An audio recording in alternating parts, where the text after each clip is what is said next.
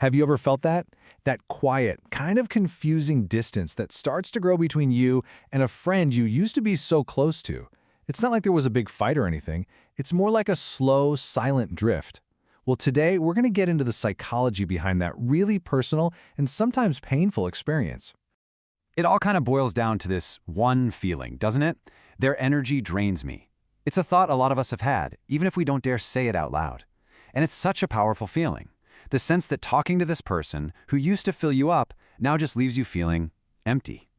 It points to something way deeper than just having an off day. And it often starts with this weirdly familiar kind of loneliness. You know, the kind you can feel even when you're surrounded by the very people who are supposed to know you the best. Just picture this for a second. You're out with your oldest friends, the ones who've been there forever, the ones who know all your embarrassing stories and share a million inside jokes. From the outside, everything looks totally normal. But inside, something's just not right.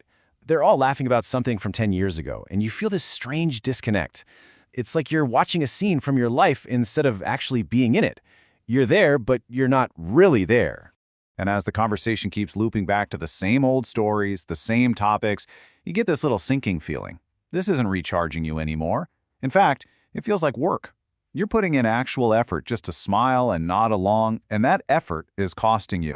So let's talk about that, the energetic cost. Why does something that used to be so easy, so effortless, suddenly feel like a chore? Well, one way to think about it is like having mismatched social batteries.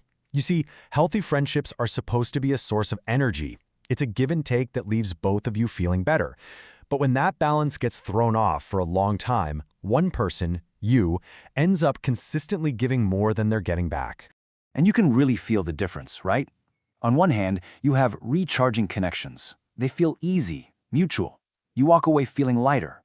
And that's because they're based on who you both are right now.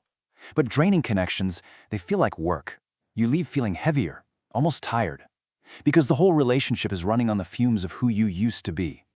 Okay, so that explains what you're feeling, but it doesn't really explain why. This energy mismatch isn't just random. It's actually a sign of something much deeper and much more natural happening underneath the surface. It really comes down to that phrase we all use now. We just don't vibe the same anymore. It's such a simple way to say it, but it describes this ancient truth. That connection that once felt so perfectly in tune now just feels off-key. And the psychological reason for that is something called cognitive development. Now, that's just a fancy term for a very human process. We grow. As we go through life, we change. Our values shift. The way we see the world gets more complex. And the things that are important to us, well, they change too. And this is the real heart of the issue. Your internal world has been expanding. Your thoughts, your goals, your entire emotional landscape has gotten bigger, deeper. But the friendship? It stayed the same size. It's still rooted in that old version of you. The container is now just too small for the person you've become. And realizing this leads to a really important shift in perspective. And honestly, it's a shift that can release so much of the guilt and confusion you might be feeling. I mean, think about it. Since we were kids, we're told this story about the best friend forever. We see it in movies, we hear it in songs. There's this huge cultural pressure, this idea that the only friendships that truly matter are the ones that last a lifetime. But holding on so tightly to that idea is a problem, because it makes us see any ending, any drifting apart, as a personal failure. It totally ignores the most fundamental truth about being human. We are not supposed to stay the same. So here's the main takeaway, the thing I really want you to hear. Outgrowing a friendship is almost never a failure of the bond you once had. More often than not, it is the clearest evidence of your own personal growth. It means you honored yourself enough to keep evolving, and that's something to be proud of, not ashamed of. So what do you do with that? How do you move forward? It's all about learning to see the relationship in a new light, one that honors the past, but also respects the person you are today. You've probably heard this before, but it's so true. Some people come into our lives for a reason, some for a season, and a rare few for a lifetime.